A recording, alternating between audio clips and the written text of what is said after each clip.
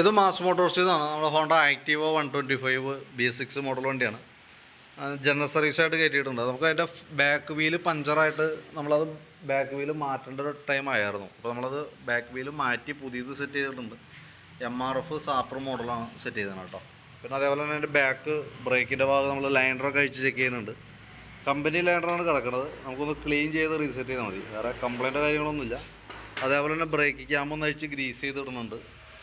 പിന്നെ air filter ക്ലച്ചിൻ്റെ ഭാഗമൊക്കെ നമ്മൾ ചെക്ക് ചെയ്യുന്നുണ്ട്. അപ്പോൾ എയർ ഫിൽട്ടറൊക്കെ നോക്കുമ്പോൾ കമ്പനി ഫിൽട്ടർ തന്നെയാണ്. കുറച്ച് പൊടിയൊക്കെ ഉണ്ട്, അതൊക്കെ നമുക്കൊന്ന് തുടച്ച് ക്ലീനാക്കി റീസെറ്റ് ചെയ്യാവുന്നുള്ളൂ. പിന്നെ ക്ലച്ചിൻ്റെ ഭാഗം നമ്മളൊന്ന് അഴിച്ച് ചെക്ക് ചെയ്യുന്നുണ്ട്. ക്ലച്ച് ഗ്രീസിങ്ങിനൊക്കെ ആയിട്ട് അഴിച്ചാനാണ്. CVT ക്ലച്ചാണ്. അത് നമ്മൾ ഓരോ സർവീസിലും ചെക്ക് ചെയ്യണം. ആവശ്യമാണെങ്കിൽ അഴിച്ച് ഗ്രീസിങ് നടത്തണം. അപ്പോൾ ആ ഒരു പ്രോസസ്സിന് വേണ്ടി നമ്മൾ അഴിച്ചാനാണ്. Variator body, boss drive, roller അടങ്ങുന്ന യൂണിറ്റാണത്. നിലവിൽ നോക്കുമ്പോൾ നോർമൽ സാധാരണ രീതിയിലുള്ള തേമാനമുള്ളൂ. ക്ലച്ച് യൂണിറ്റ് ബാക്കിലത്തെ CVT ക്ലച്ചിൻ്റെ മെയിനായിട്ട് തേമാനം വരാൻ സാധ്യത കൂടുതലുള്ളൊരു യൂണിറ്റാണത്. ക്ലച്ച് പുള്ളി അത് നമ്മൾ ഫുള്ളായിട്ടൊന്ന് അഴിച്ച് അതിൻ്റെ പിന്നുകളൊക്കെ ഒന്ന് ഗ്രീസ് ചെയ്ത് റീസെറ്റ് ചെയ്യുന്നുണ്ട്. അപ്പോൾ അതിൻ്റെ ഉള്ളിൽ തന്നെ ആ റബ്ബറുകൾ ചെറിയൊരു കംപ്ലയിൻ്റ് ഉണ്ട്. ഈ ഇതുമ്മേ ക്ലച്ച് വെയിറ്റുമ്പോൾ തന്നെ റബ്ബറാണ്. അപ്പോൾ അതൊന്ന് ചേഞ്ച് ചെയ്തിടുന്നുണ്ട്. ക്ലച്ച് ഷൂ നിലവിൽ കുഴപ്പമൊന്നുമില്ല, ക്ലീൻ ചെയ്തിട്ടാൽ മതി.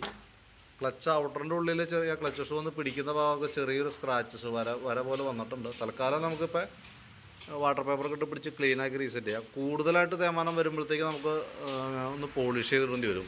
ഈ തവണ നമുക്ക് വാട്ടർ പേപ്പറൊക്കെ ഒന്ന് പിടിച്ച് ക്ലീനാക്കിയാൽ മതി, വേറെ പ്രശ്നമൊന്നുമില്ല.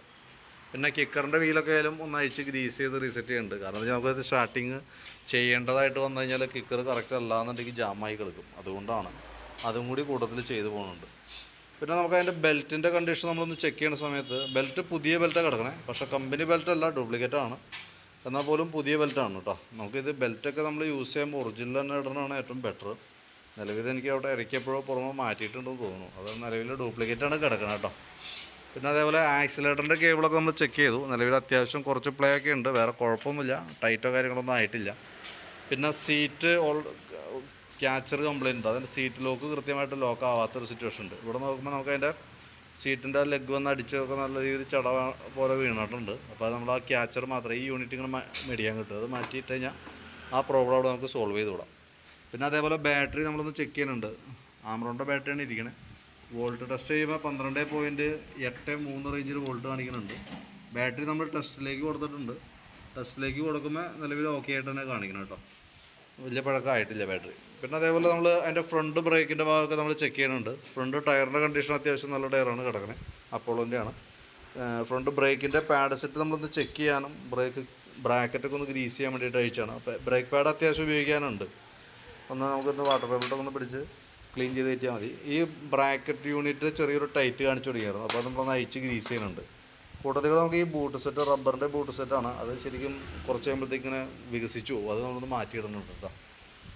മെയിനായിട്ട് അതൊക്കെ ഉള്ളൂ. പിന്നെ നമുക്ക് അതിൻ്റെ സ്പാർക്ക് പ്ലഗ് അതിൽ നമുക്കൊന്ന് അഴിച്ച് ക്ലീൻ ചെയ്തിടുന്നുണ്ട്. എയർ ഫിൽറ്ററും പ്ലഗും കൂടി ഒരുമിച്ചാണ് മാറ്റേണ്ടത്. പക്ഷേ ഇപ്പോൾ ഈ സർവീസ് നമുക്ക് ചെയ്യണമെന്നില്ല.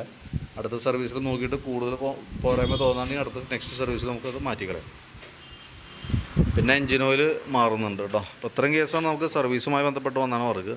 ഓൾറെഡി ടയർ മാറുന്നുണ്ട്. അതേപോലെ ക്ലച്ചിനകത്ത് നമുക്ക് ആ റബ്ബർ സെറ്റ് മാറ്റിയാൽ മതി. പിന്നെ എൻജിൻ ഓയിൽ മാറുന്നുണ്ട്. ഫ്രണ്ട് ബ്രേക്കിൻ്റെ ബൂട്ട് സെറ്റ്, അത്രയായിട്ടാണ് മെയിനായിട്ട് നമുക്ക് പാർട്സായിട്ട് മാറ്റേണ്ടി വരിക. അപ്പോൾ ഞാൻ അതിൻ്റെ ഒരു ഏകദേശം ഒരു എസ്റ്റിമേറ്റ് കൂടി നോക്കിയിട്ട് ഡീറ്റെയിൽസ് ഒന്ന് വാട്സപ്പിലേക്ക് സെൻഡ് ചെയ്ത് തരാം. അപ്പോൾ നാളെ ഒരു ഉച്ചയ്ക്കാകുമ്പോഴത്തേക്കാണ് വർക്ക് കംപ്ലീറ്റ് ആവുള്ളൂ. അപ്പോൾ ഡീറ്റെയിൽസ് വാട്സപ്പിലേക്ക് ഇട്ടേക്കാം. അപ്പോൾ ഗ്യാപ്പ് പോലെ വീഡിയോ കണ്ടിട്ട് ഒന്ന് റിപ്ലൈ ചെയ്തിട്ടേരെ. എന്തായാലും രാവിലെയാണെങ്കിൽ വർക്ക് സ്റ്റാർട്ട് ചെയ്യുള്ളൂ. അപ്പോൾ ജസ്റ്റ് നമ്മൾ അയച്ചപ്പോൾ അതിൻ്റെ ഡീറ്റെയിൽസ് വന്നു എന്നുള്ളൂ കേട്ടോ. അപ്പോൾ എന്തായാലും വീഡിയോ കണ്ടുമ്പോൾ ഒന്ന് റിപ്ലൈ ചെയ്തേരെ, ഞാൻ അതനുസരിച്ച് വർക്ക് കംപ്ലീറ്റ് ചെയ്യാം. ഓക്കെ.